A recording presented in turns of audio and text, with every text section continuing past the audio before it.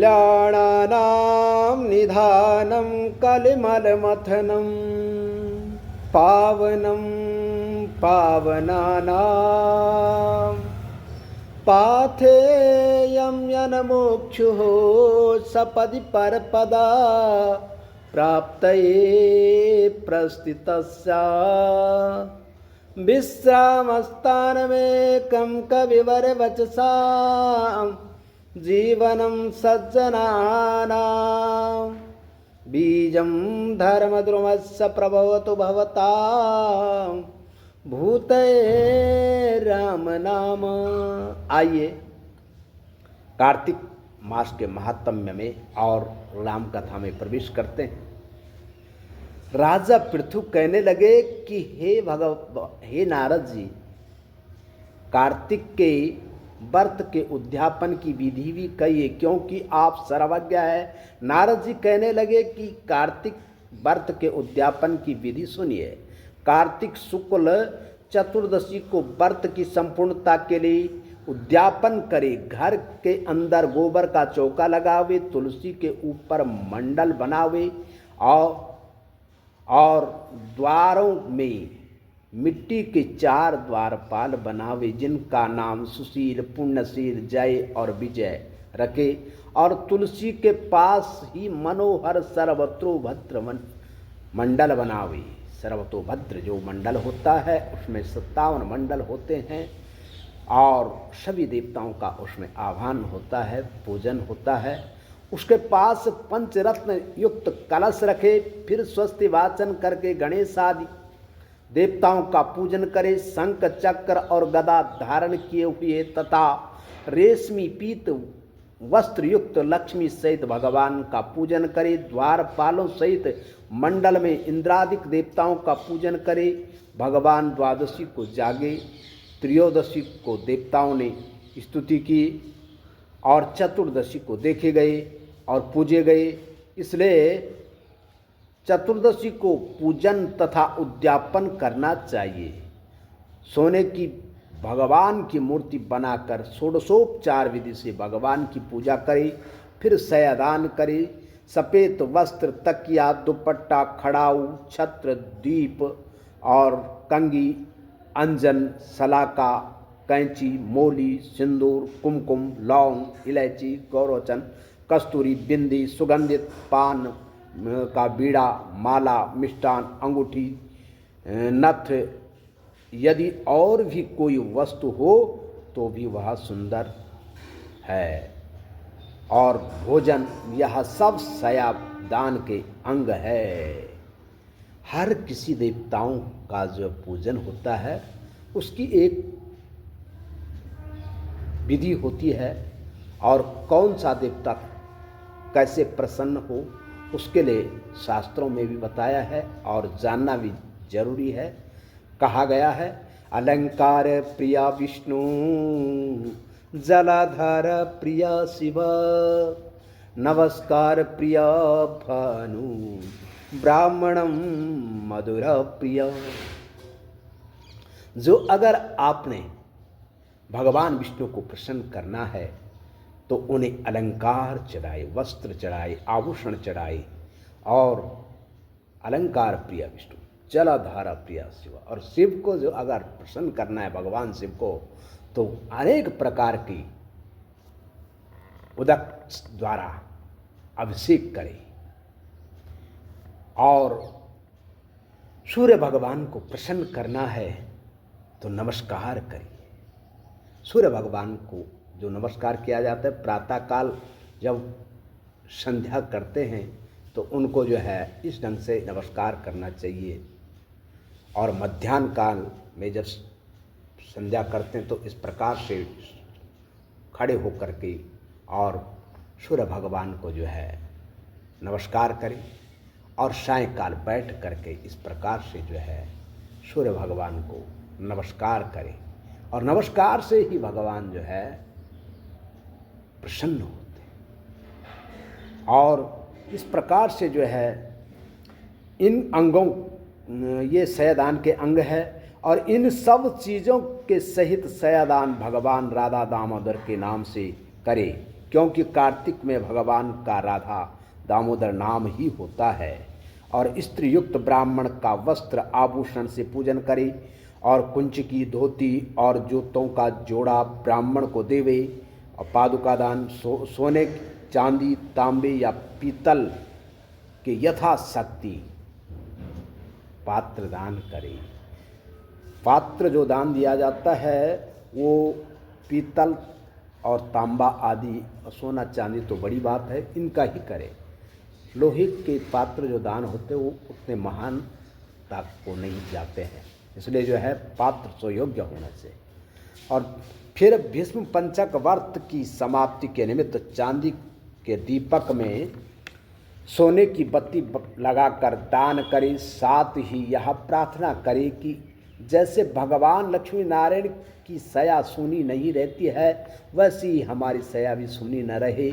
और फिर तिल व खीर से हवन करे और विष्णु की प्रसन्नता के लिए देवताओं का और शांति के लिए कात्यायनी देवी का हवन करे और दक्षिणा दे करके ब्राह्मण को प्रणाम करे। फिर देवता तुलसी और गौ पूजन करे और व्रत के उपदेश देने वाले गुरु की दंपत्ति सहित पूजा करे। क्योंकि जो आपको कथा सुनाता है, उपदेश देता है और विधि बताता है, वो गुरु होता है और उनका पूजन जरूरी है। और स्तुति करे, इस व्रत के करने से मेरे 7 जन्मों के पाप नाश हो, संतति स्थिर रहे, मनोरथ सफल हो और देह के अंत में विष्णुलोक को प्राप्ति हो। क्योंकि मानव का जो देह है वो विष्णुलोक की प्राप्ति, मोक्ष की प्राप्ति है।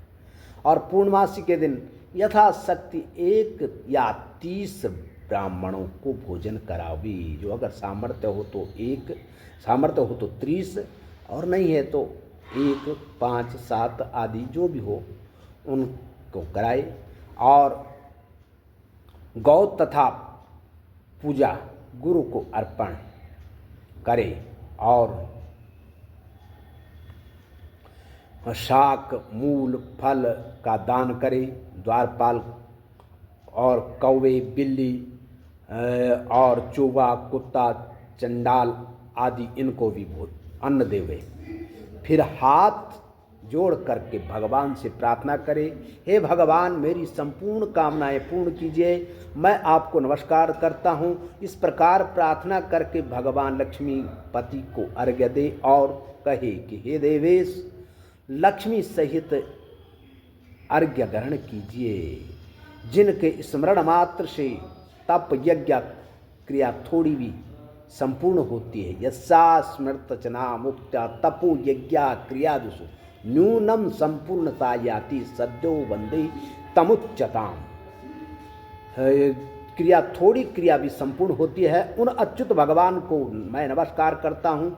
और कई भक्तजन भगवान की प्रसन्नता के लिए अपने घरों में दीपमाला भी करते हैं। ब्राह्मणों को खीर आदि का भोजन कराकर दक्षिणा दे और फिर मित्रों तथा बांधवों युक्त आप भी भोजन करें। नारद जी कहते हैं कि जो कोई इस व्रत को और इस के उद्यापन को इस विधि से करता है उसको विष्णुलोक प्राप्त होता है। प्रत्येक व्रत यज्ञ तप दान का जो फल मिलता है कार्तिक महीने में उसका कोटि गुना फल मिलता है। कार्तिक के व्रत करने वाला धन्य है, सदा पूज्य है, उसका जन्म सफल है। इसी तरह जो कोई कार्तिक के व्रत को कहता है, सुनता है, देखता है, उसको भी व्रत के चौथे भाग का फल मिलता है, इसमें कोई संदेह नहीं है।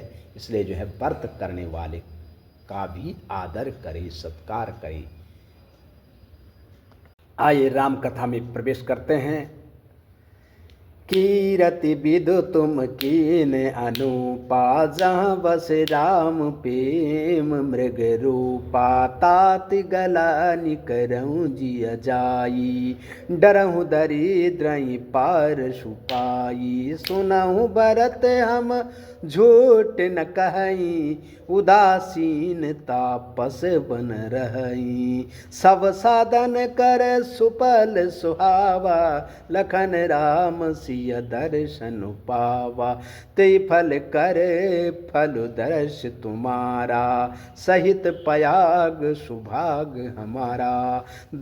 भरत धन्य तुम जसु जगु जयऊँ, कही अस प्रेम मगन मुनि भयऊँ। सुनि मुनि बचन सभासद हर से, साधु सराही सुमन सुरवर से। धन्य धन्य गगन पयागा, धन्य धन्य धुनि गगन पयागा। सुनि सुनि भर तुम गन अनुरागा, पुलक गात ही राम सिया। सजल सरोरुहने, करि प्रणाम मुनि मंडल ही। बोले गद गद भई। और भरत जी से कह रहे हैं कि आपकी कीर्ति रूपी चंद्रमा अनुपम है, उसकी कहीं उपमा नहीं है। जहाँ जो है राम का प्रेम रूपी चिन्ह अंकित है। हे तात, आप क्यों गलानी करते हैं, क्यों चिंता करते हैं, क्यों डर रहे हो? क्या कोई पारस पाकर के और दरिद्र व्यक्ति डरता है? ऐसे क्यों डर रहे हो?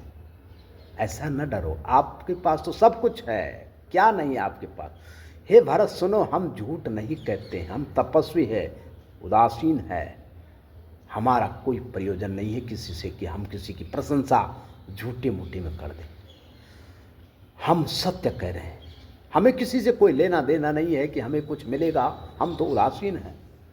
लेकिन हम कह रहे हैं अपने मन से कि जो है हमारी जितनी भी साधना है, तप है, योग है, वो सब का फल जो है राम लक्ष्मण जी और सीता का दर्शन है।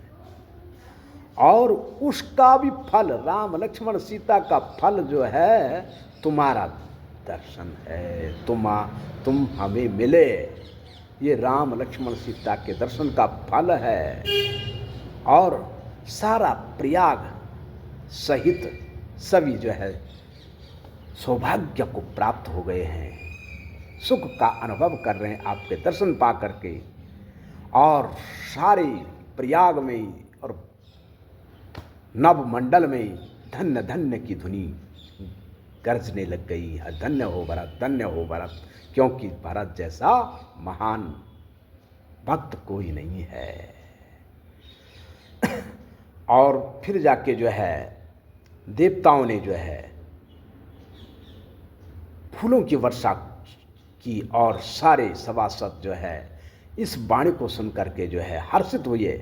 और साधु साधु सब कहने लग गए कि भरत जैसा कोई नहीं है, भरत जैसा कोई नहीं। सारे चारों तरफ यही वाणी सुन रही है। और धन्य धन्य धुनि गगन पयागा, सुनी सुनी भरत मगन अनुरागा। ऐसा सुन करके भरत जी को अनुराग हो गया और पुलकित हो गए। और हृदय में राम सिया के प्रेम के जल आंसू नयन में बह रहे हैं कि भगवान की कृपा से ऐसा हो रहा है, मैं कौन। और फिर जाके मुनि मंडली को सबको प्रणाम किया और गदगद वचन वाणी को बोलते हुए क्या बोलते हैं वो कल के प्रसंग में आपको सुनाएंगे। श्री राम जय जय राम, श्री राम जय जय राम, श्री राम जय जय राम, श्री राम जय जय राम, श्री राम जय जय राम, श्री राम जय जय राम, श्री राम जय जय राम। बोले रामचंद्र भगवान की जय।